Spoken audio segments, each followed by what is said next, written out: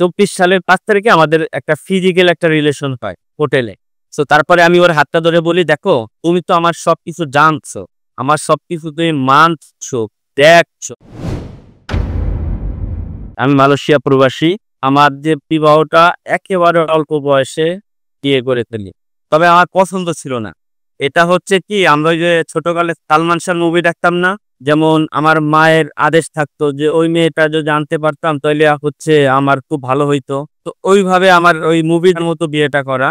মায়ের ইচ্ছা পূরণ করেছিলেন, ব্যাপারটা এরকম? এরকম, বিষয়টা এরকম। তখন থেকে আমার পছন্দ ছিল না।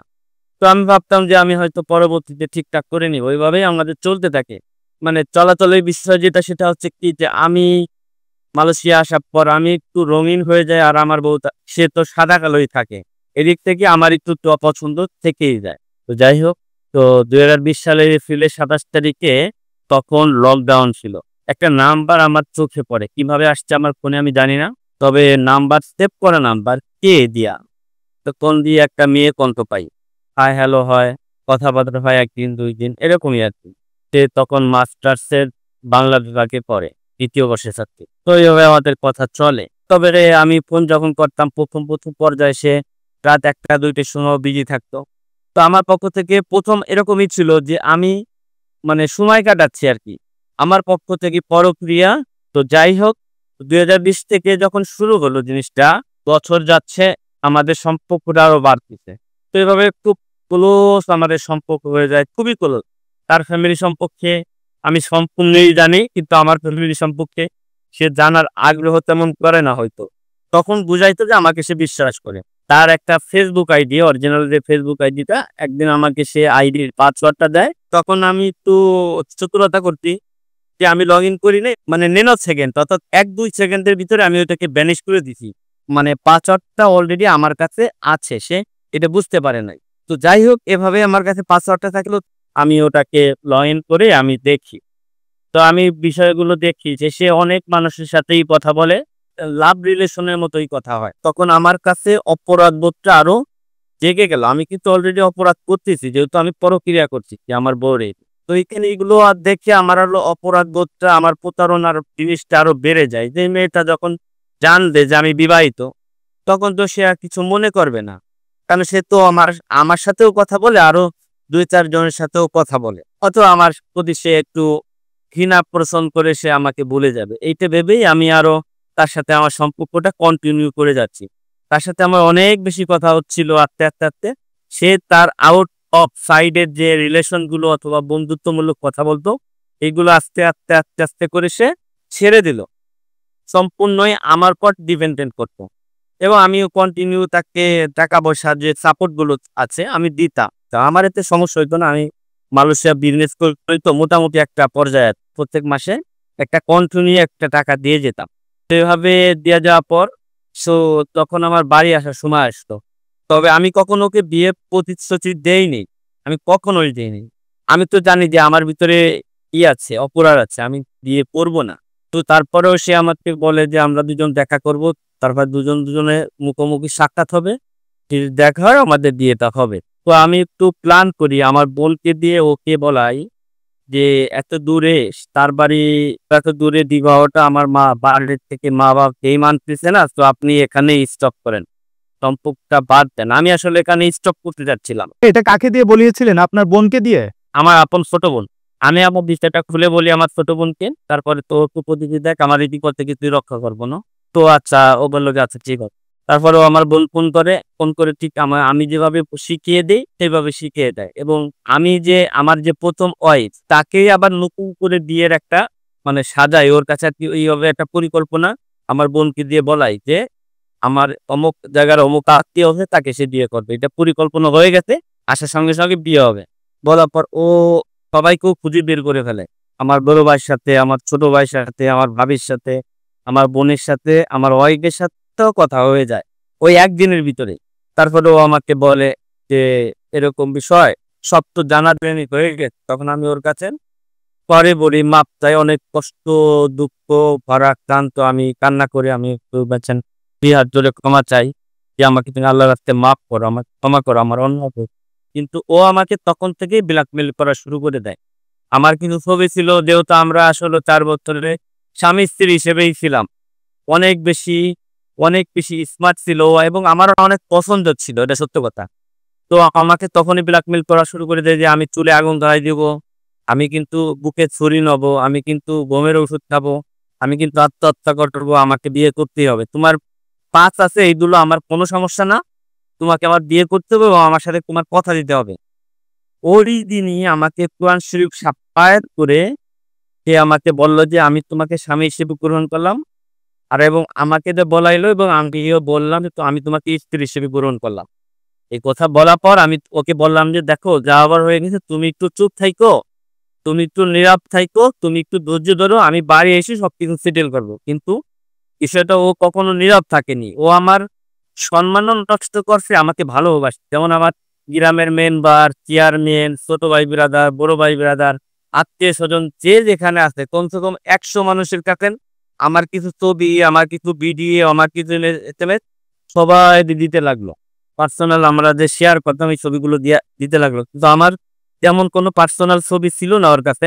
শুধু একটা টিকটক ছিল খালি গায়ে, অন্য কোনো পার্সোনাল পার্ট দেখা যায় এরকম কোনো কিছুই ছিল না। তো যাই হোক, এইভাবে আমাকে ব্ল্যাকমেলও করতেছে, আবার আমাকে ভালোবাসা প্রকাশও করতেছে, দুইটা একসাথে। তো আমি তখন ভয়ে, তখন আমি না বলেই আমি দেশে চলে যাই। আমি একটু অসুস্থ ছিলাম। আমি দেশে যাওয়ার 5 দিন পরে আমি হসপিটালে ভর্তি হই। ও তখন আমাকে একটা SMS দেয়, তুমি দেশে আসছো? তা আমি বললাম যে হ্যাঁ দেশে আসছি। আমাকে খুব রিকোয়েস্ট করে বলল যে আমি প্লিজ, আমি তোমার সাথে একটু দেখা করতে চাই, আমি একবার শুধু চোখের দেখা তোমাকে একটু দেখতে চাই। আমারও মনে চাইলো আসলে এতদিন একটা মেয়ের সাথে কথা বলছি, একটু দেখি। ও আসে, আসার পর আমি ওর দুটি পায়ে জয় ডাইরেক্ট পায়ে হাত দিয়ে আমি বলি কি বোন তুমি আমাকে ক্ষমা করো, আমার ভুল হয়ে রেখেছে, আমাকে তুমি ক্ষমা করো। তো আমাকেও ক্ষমা না করে আমাকে বললো যে তোমার জায়গা পায়ে না, তোমার জায়গা বুকে। তখন আমি কি করবো বলেন, আমি তো অপারেশনের রুগী। তখন আমরা একটু কথাবার্তা বললাম, আমরা দুইটা ছবি তুললাম। আমি বাড়িতে আসি, বাড়িতে আসার পর আমার ফোনে আসলে আমি ডিলিট করে দিই ছবিটা। তবে ওই যে ডিলিট অপশনে নাকি মানে 1 মাস 1.5 মাস ওই ছবিটা থাকে। তো ওখানে ও ঢুকে যায়, আমি ঘুমাই থাকি, আমার ফোনটা টিপতে টিপতে ওখানে ও ঢুকে যায়। না আমি ঘুম থেকে যখন জাগি তখন সুন্দরভাবে বলে যে তুমি কি ওর সাথে দেখা করছো, ও ওখানে হসপিটাল আসছিল। তো আমাকে ছবিটা দেখায় বলতিছে, তখন আমি কি করবো বলেন। নর্মালি আমার স্বীকারোক্তি দেওয়া লাগলো যে হ্যাঁ ও আসছিল। তো আমার ওয়াইফটা খুব কষ্ট পায়, খুবই কষ্ট পায়, যে আসলে আমি ভাষাটা প্রকাশ করতে পারবো না যে এত কষ্ট পায় সে। সেক্ষেত্রে মারা যাওয়ার মতো অবস্থা। আমার ওয়াইফ, প্রথম ওয়াইফের কিন্তু আসলে কোনো দোষ নেই, সে একেবারে সাদা কালো টেলিভিশন, আমি রঙিন টেলিভিশন আর সে সাদা কালো টেলিভিশন। সে আমার বাড়ি, তার বাবার বাড়ি ছাড়া কিচ্ছু জানে না। তো যাই হোক, আমার ওয়াইফ প্রথম ওয়াইফে আসলে কোনো দোষ নেই বলতে কি সে সাদা কালো টেলিভিশন, এটাই তার অপরাধ। তো যাই হোক, এভাবে আমি দুইটা সমস্যায় পড়তেছিলাম। একটা হলো আমার ভালোবাসা, বুঝতে পারতেছি যে আমি ওকে আসলে ততক্ষণ পর্যন্ত ভালোবেসে ফেলেছি, আমি তাকে ভালোবেসে ফেলেছি। আবার আপনার স্ত্রীর প্রতি আপনার একটা মায়াও আছে। আমার স্ত্রী আমার আলাদা একটা এক্সপেকশনাল, আর স্ত্রীর সাথে কারো তুলনা নেই। স্ত্রী আমার স্ত্রী, এটা ছিল আমার ভালোবাসা। আমার স্ত্রীর প্রতি আমার দুনিয়ার এক পাশে, আমার স্ত্রী এক পাশে। দুনিয়ার সব কিছু চলে পারে, আমার স্ত্রীকে আমি ফেলবো না, এটাই আমার প্রতিজ্ঞা ছিল। এবং তার সাথে আমি এরকমই কথা বলছিলাম, সে এটা মেনেও নিছিল।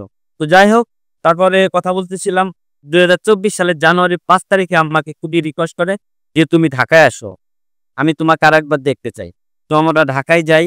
ঢাকায় যাওয়ার পর আমাদের মানে শরিয়া ভিত্তিক নিকাহ। কিভাবে হলো আপনাকে ঢাকায় ডাকলো দেখা করতে? আপনি ইসলামিক মতে আপনি বিয়ে করে বসলেন, সেটা কেন করলেন? আমার আসলে ততক্ষণে আমি মানে মনের থেকে স্থির করে ফেলছি যে আমি ওকে নিয়ে সংসার করব। মানে আপনি দুই বই রাখবেন, ব্যাপারটা এরকম? আমি এস্টাবলিশ একটা মানুষ, আমি মালয়েশিয়াতে ব্যবসা করি এবং বাংলাদেশি ব্যবসা আছে। আমি এইতে মনে করে ভাবছি যে না, আমি দুইটা ওয়াইফ রাখতে পারবো এবং আমি ওকে সেটেল করে দিব। তো আমাদের 24 সালের 5 তারিখে আমাদের একটা ফিজিক্যাল একটা রিলেশন হয় হোটেলে।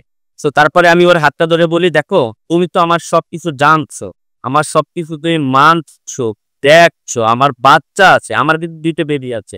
তো যাই হোক, তুমি এগুলো জেনে শুনে যখন তুমি আমাকে গ্রহণ করছো, তোমার ধৈর্য ধরতে হবে, ধৈর্য ধরতে হবে, ধৈর্য ধরতে হবে, এর কোনো বিকল্প নাই। তোমাকে আমি কবে বাড়িতে নিব এর কোনো গ্যারান্টি নেই। 2টা অপশন আছে, একটা অপশন তোমাকে হয়তো আমি মালয়েশিয়া নিয়ে যেতে পারি, আর একটা অপশন তোমাকে আমি তোমার এলাকায় এস্টাবলিশ করে দিতে পারি। এই 2টা অপশন, তবে তোমার ধৈর্য ধরতে হবে। ওখানে আমাদের কথাবার্তা হলো, ও আমাদের কিছু কথাবার্তা, কিছু স্ক্রিন শেয়ার, কিছু রেকর্ডিং ও করলো এবং রেখে দিচ্ছে। এটা আমি জানতাম না। আমি ওকে বলে আসলাম, দেখো আমি যদি মারা না যাই তাহলে তুমি আমার ওয়াইফ হিসেবে থাকবা, তবে এমনও হতে পারে আমি 6 মাস তোমার সাথে কোনো করে যোগাযোগ নাও রাখতে পারি, 6 মাস হতে পারে, তাও তুমি আমাকে বলবে না, কথা দাও। সে সব কিছু মেনে নিল। তো পরবর্তীতে যখন আমি চলে আসলাম, আমি বাড়িতে এসে পৌঁছানোর একদিন পরে সে আমার বউকে ফোন দিল। আমার বউকে ফোন দিল যে আমিও তো তার ওয়াইফ, আপনিও তার ওয়াইফ, আপনি আপনার স্বামী নিয়ে থাকতেছেন, তো আপনি 1 সপ্তাহ থাকেন, আমার কাছে 1 সপ্তাহ দেন। ওয়াইফ তো শুনে হতবাক যে এটা কি বলে ও। তো আমি বললাম যে না, এগুলো আসলে ঠিক না, ও হয়তো মানে আবেগে বলতেছে। তো আমাকে আমার ওয়াইফকে রেগুলার ফোন দিয়ে এই কথা বলতেছে। তবে এমন একটা দিন আসলো, আমার ওয়াইফকে বললো যে আমি আপনার বাড়িতে আসতেছি, দেখি আপনি কি করেন। তো আমার ওয়াইফ একটু ভয় পেলো, সঙ্গে সঙ্গে আমাকে দিয়ে টিকিট কাটাইলো ইমার্জেন্সি, মানে আমাকে মালয়েশিয়া পাঠাই দিল সে, যে এই বেজালের দরকার নাই, তুমি চলে যাও। তো আমি কিন্তু তখন অসুস্থ, আমি কিন্তু আরো 2 মাস থাকতে পারতাম। আমি 2 মাস আমার ব্যবসা চলছে, আমার রেগুলার টাকা ঢুকছে, আমার কোনো মানে অর্থনৈতিকভাবে আমি সমস্যায় ছিলাম না। তো আমি খুব কষ্ট পেলাম যে ওইরকম না করলে তো আমি আরো 1-2 মাস থাকতে পারতাম দেশে। তো আমি মানে এয়ারপোর্টে ঢুকিয়ে ওকে ফোন দিলাম, ঢুকিয়ে ওকে একটু বকা বকা দিলাম যে তুই এমন করার কারণে এখন আমার তো চলে আসা লাগলো। পর আমাকে বলল কি যে আমি তোমার ওয়াইফকে আমাদের কিছু জানাতে চাই।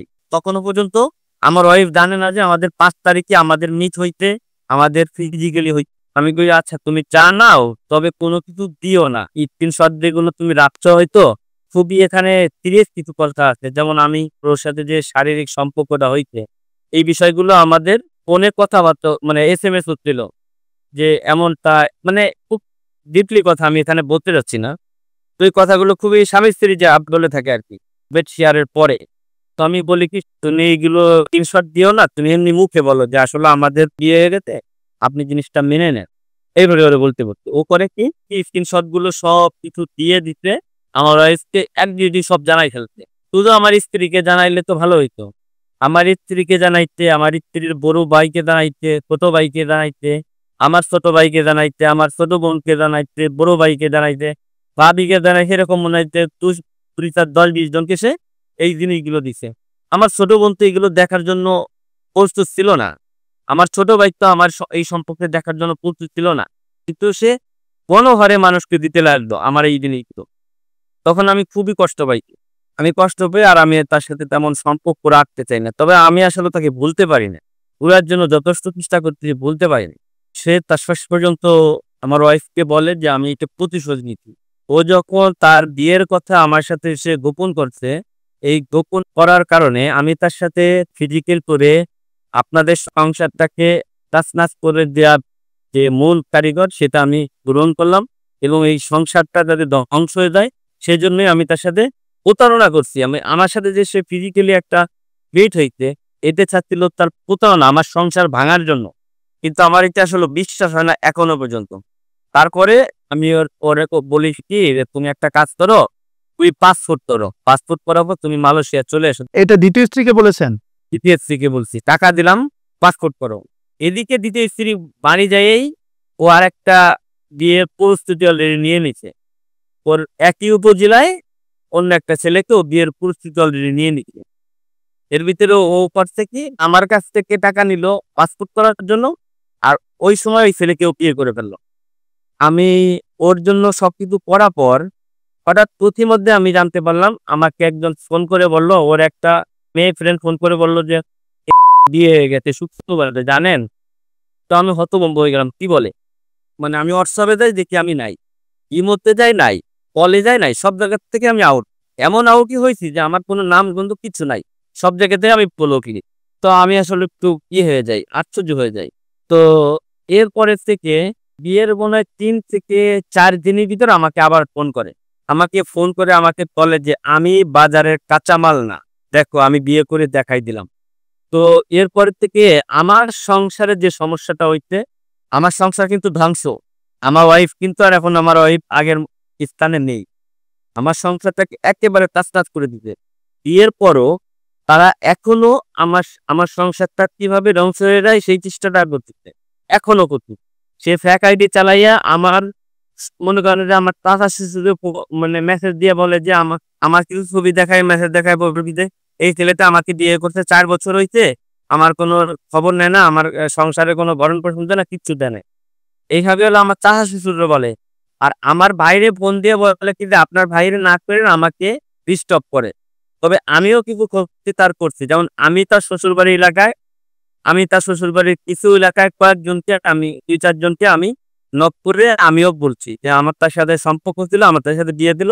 সে প্রতারণা করছে।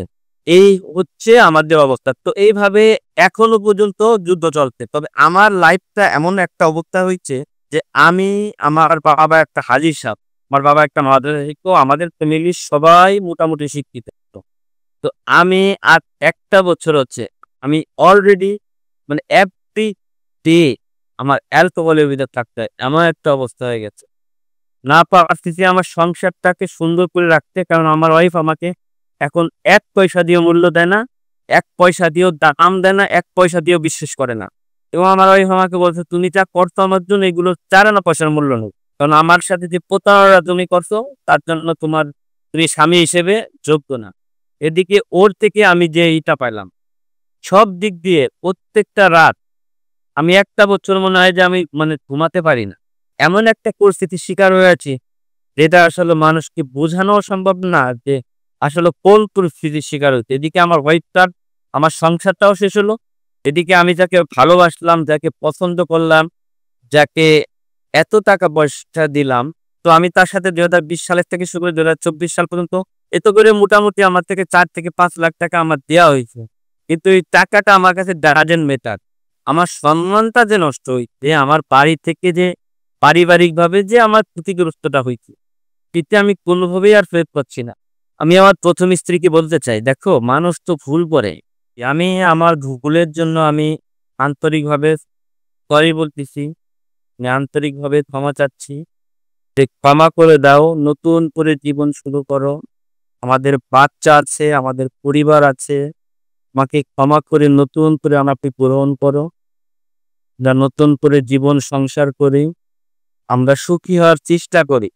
পিছনের কথা টুকলে আমাকে মৃত্যুর দিকে না ঠেলে আমাকে বাঁচার সুযোগ দাও।"